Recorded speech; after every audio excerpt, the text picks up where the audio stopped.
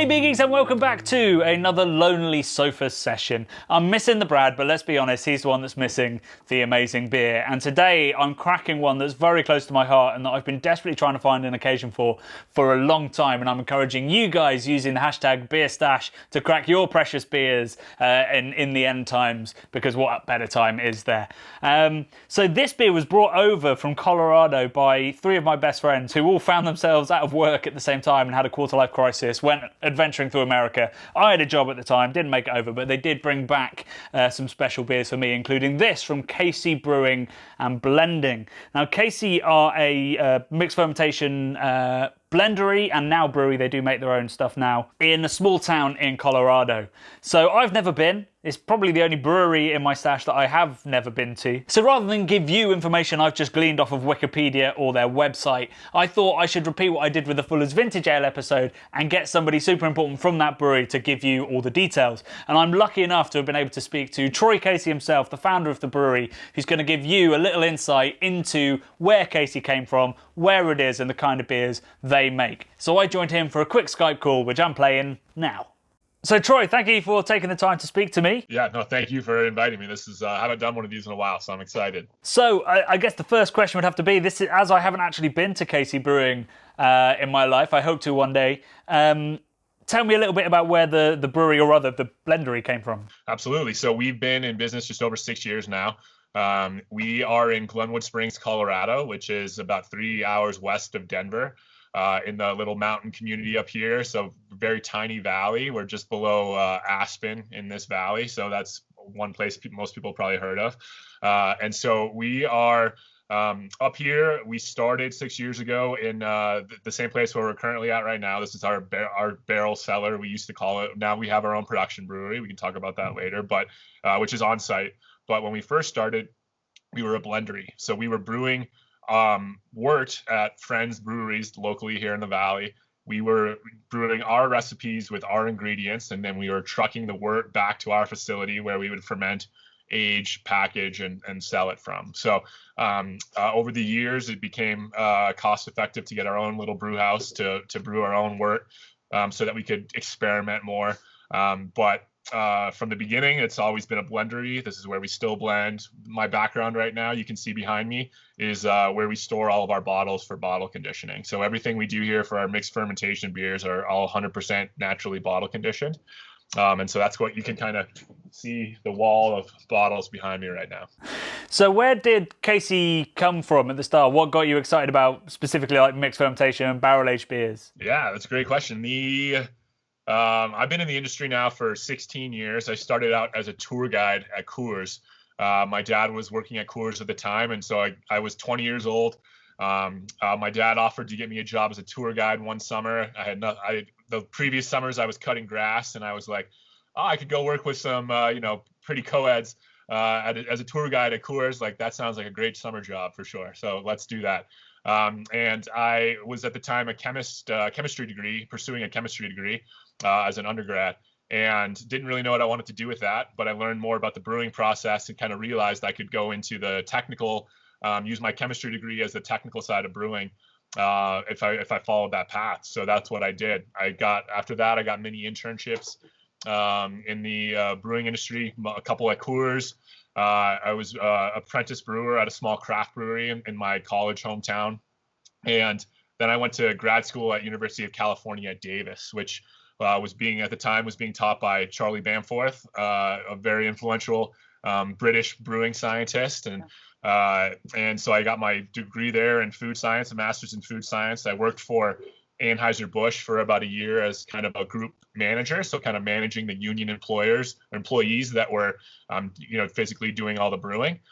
Knew that wasn't what I wanted to do. Wanted to get back to Colorado, which is where my family was, and I was fortunate enough to get a job at Coors as a pilot brewer. So we were working on a 30-barrel pilot brewery, which is massive compared to most craft breweries. Yeah, most craft breweries' production facilities. We have a 7-barrel brew house here. So yeah, crazy.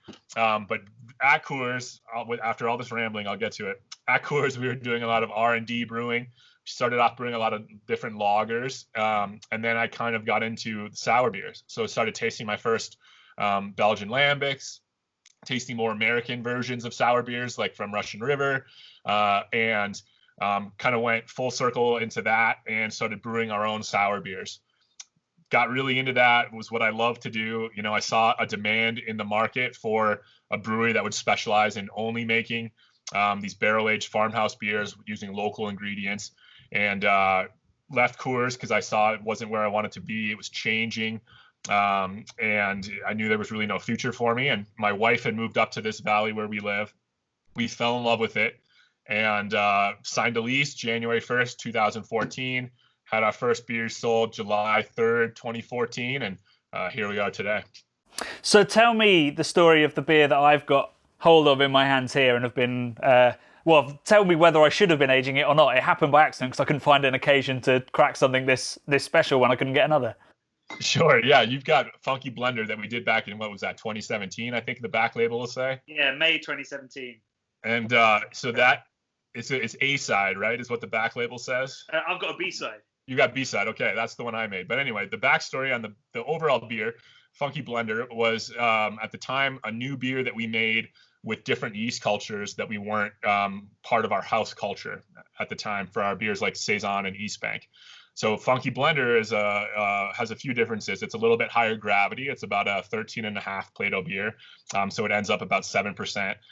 And then we use different yeast cultures in it. And we also have a little bit of a late hop in the whirlpool that the yeast takes and makes some cool flavors out of. So that's the point of differentiation compared to a lot of our other brands at the time. My wife and I, Emily, we did a blend. We each did a blend to with the idea being we were going to see who was the better blender. My wife always likes to tease me like she's a better blender because one of the most famous blends that we made had her involvement in it. It was a beer that we made for our wedding back in 2014. So we wanted to have some fun. We each blended 2 beers from the same barrel stock, and then we let some customers vote on to see which one they preferred. So we did the A side, which is what she did, and we did the B side, which is the one you have. That's the one I blended. And long story short, that beer won by 1 vote out of a group of maybe 60 people.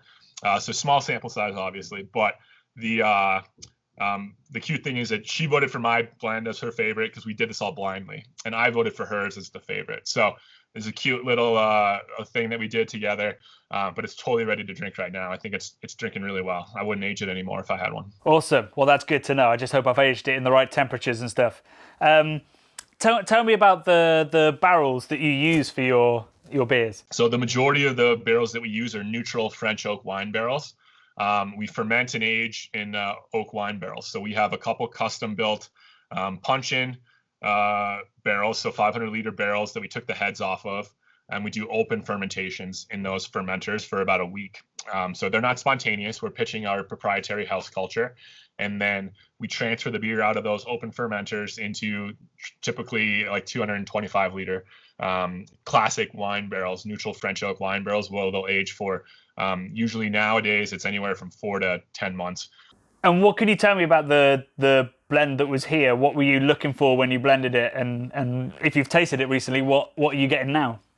I love these Funky Blender because of the big grapefruit notes that we get from the different yeast cultures we use, and also that late hopping. So in my opinion, the acidity is a little bit lower too because of that late hop that we're adding in the whirlpool. That obviously adds a little bit of IBUs to the beer, which keeps the acid in line. So it's a little bit softer than some of our other beers.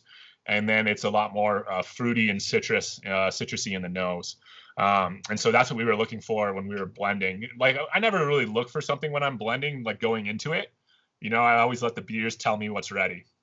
So we can have hopes when you're going into it, what you're going to find, but oftentimes that changes. If you're tasting 10 barrels and all 10 are great, then you really have some opportunity to play around and have some fun. Often we're not tasting 10 great barrels, so we'll either say we're going to dump these 1 or 2, get rid of it.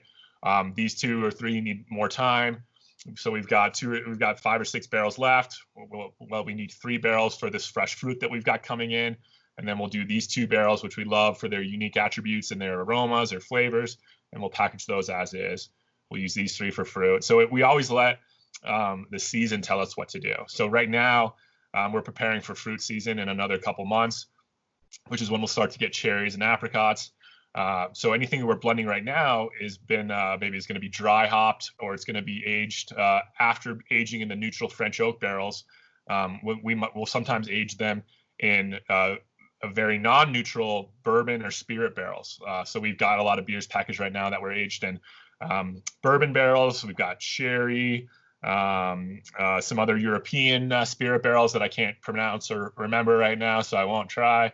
And so we've even got some tequila barrels. So we've been playing around a lot more with those recently. Yeah. So I hope that's a bit of background. You can understand just how special this brewery is. I've heard so many amazing things about their beers, and I actually tried a saison which my friends brought back that was absolutely stellar. So I'm very, very excited about Funky Blender, and I finally found a reason to crack it, and that's Monday. So this is, I guess, technically like a mixed fermentation saison, which he said was late hopped and blended between all of his different French oak barrels. Ooh, there we go. Didn't need that anyway. So I'm already picking up loads and loads of oak. It smells like walking into a lambic brewery. It reminds me, it's taken me straight to Belgium, which is a nice feeling. Oh, wow. Yeah, so that grapefruit that Troy mentioned is all over this beer. There's also lots of that oak tannin, oakiness, woodiness. A nice little hint of slightly kind of sweeter sourness in the grapefruit, like maybe just a tiny touch of acetic or just a little bit of tropical from the hops that he's used, just a little bit more sweet fruit. And a healthy dose of Brett as well, which I think should be a dominant characteristic in a mixed firm saison. Troy said he doesn't watch his reviews, but if he is watching this for some reason, it's absolutely banging. It's one of those beautiful mixed firm beers that builds and builds and builds. So it's not sharp at the start. It's actually really kind of juicy. It's got grapefruit juice, maybe a bit of apple juice kind of vibes, and then that sherbety, punchy tartness really builds and builds and builds. There are some IBUs on the finish. I can feel them at the back of my throat. A little bit of bitterness, which is helping that clean finish.